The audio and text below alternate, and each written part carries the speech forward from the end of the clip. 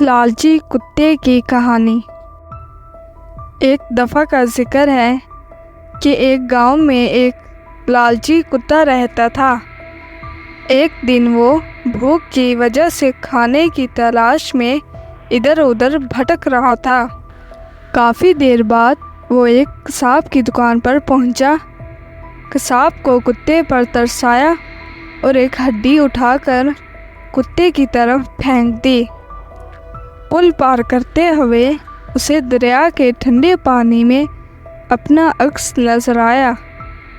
کتے نے سوچا کہ پانی میں ایک اور کتا ہے جس کے منہ میں ہڈی ہے۔ دوسری ہڈی دیکھ کر کتا لالچ میں آ گیا اور دوسری ہڈی حاصل کرنے کے لیے اپنے ہی عکس پر بھونکنے لگا۔ جیسے ہی اس نے منہ کھولا اس کی ہڈی پانی میں گر گئی اور اس طرح لالچی کتے کی ہڈی بھی ختم ہو گئی۔ اسے ہڈی کھونے کا بہت دکھ تھا، لیکن تب تک بہت دیر ہو چکی تھی۔